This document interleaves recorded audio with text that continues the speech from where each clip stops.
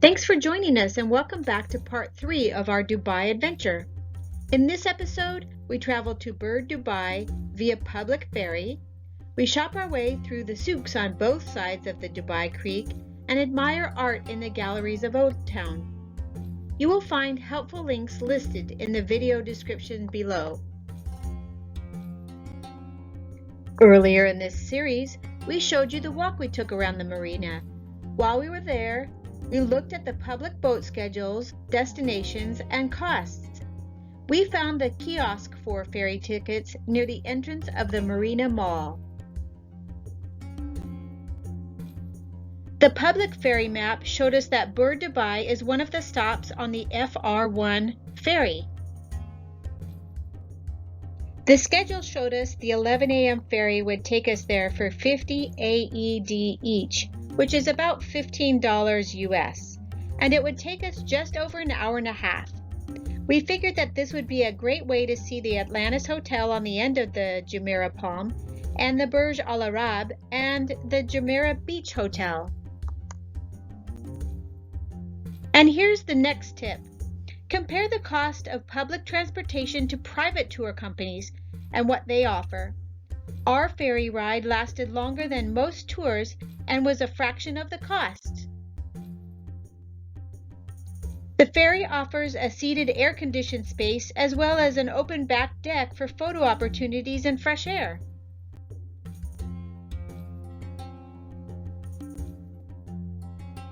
We were able to see the other end of the marina by water.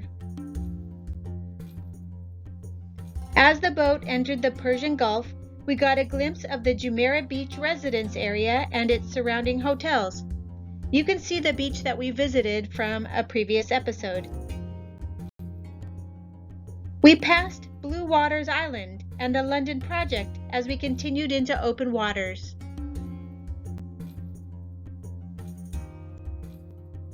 Skydive Dubai is another excursion you can partake in if you so choose while you stay in Dubai.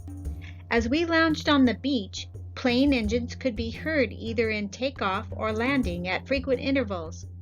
As many as 8 skydivers dropped each time. In this photo, you can see a plane, arrow on the right, about to land at the airstrip, arrow on the left, and a skydiver, middle arrow. Perspective changes as the boat continues to pull away from the marina area. It is much bigger than we even imagined. Other hotels came into view as we closed in on the Palm Jumeirah and the crescent that surrounds it. Breakwater keeps the Gulf from encroaching on the newly built island.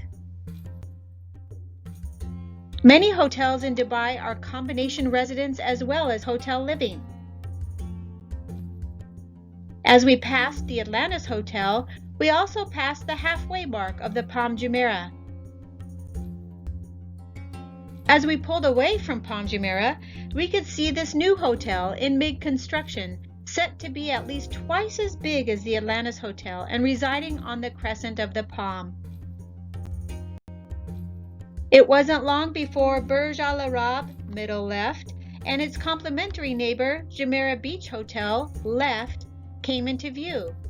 Does it seem to you that many places in Dubai are named Jumeirah? That's because Jumeirah in Arabic means beautiful.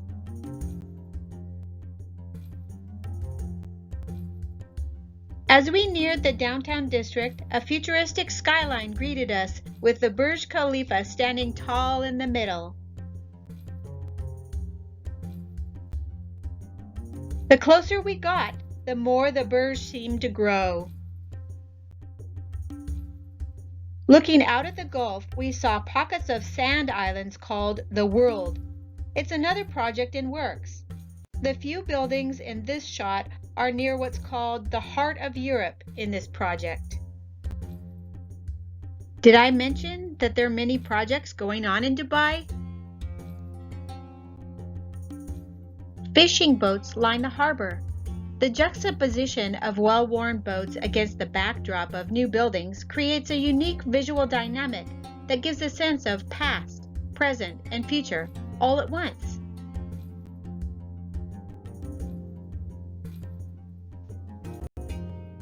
Our ride ended at Al Ghubaiba. Buildings here are much lower in stature than in the marina area.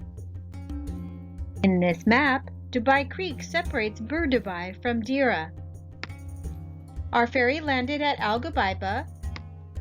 A short walk took us through the old Souk and then to the historical district and the galleries of Old Dubai. Then we took a small boat called the Abra for 1 AED each across the creek to the gold, spice, and perfume souks in Deira.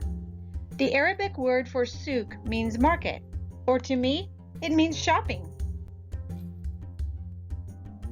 The water taxis, or abras, can hold around 20 people and offer the cheapest and fastest means of traveling between Deira and Bur Dubai. This is the real way to see the creek. We stayed on Bur Dubai and shopped the old souk, also known as the textile souk, markets first.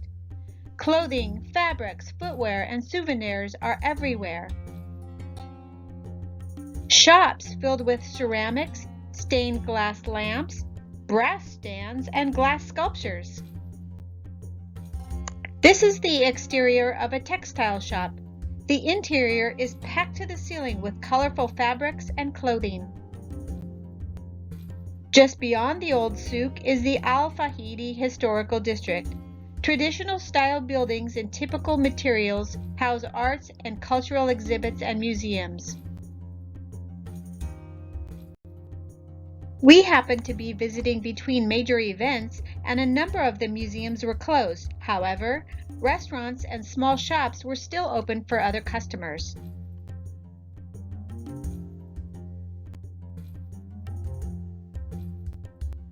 In case you were wondering, Starbucks is everywhere. The Al Fahidi Historical Neighborhood dates back to the 1890s. Original homes and other artifacts are kept here to tell the story of old Dubai. This old city wall once surrounded and helped defend and secure the city against attacks.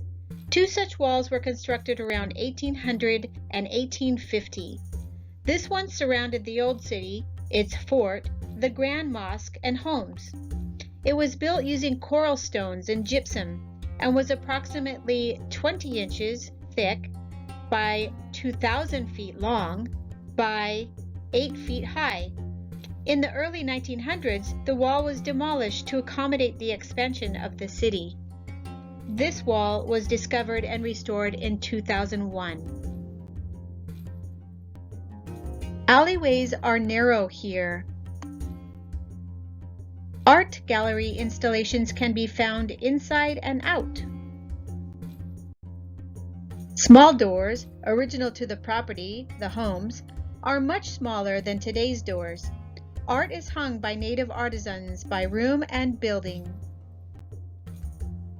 Door locks were much different than they are today, too. This baby camel relaxed in the lot near the entrance of the district. The camel mama ate from the manger nearby. Before heading across to Deira, we spotted this boat heading up the creek. The exterior reminds me of teak that's been oiled. This photo of water taxis, abras, lining up to offload shoppers for the gold souk, the spice souk, and the perfume souk. Crowds and vendors were much more relaxed here compared to the old souk. Many shops sold gold, silver, and precious stones for a good price. It may be hard to hear in this clip, but the only Arabic phrase we learned in our trip was doors closing, or El bois go to black.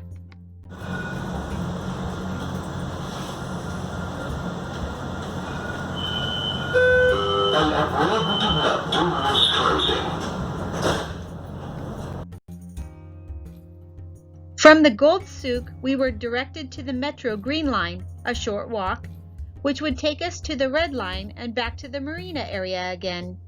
Happy to see our hotel at the end of another beautiful day. This is the end of part 3 and our 4th day in Dubai. Please stay tuned as our next episode covers a big bucket list item for us: red dunes by quad bike, sandboarding, camel ride, and barbecue at Al Khayyama Camp. As always, thanks for watching, and feel free to subscribe and give this video a like. Leave any questions or comments you have below, and we'll see you next time.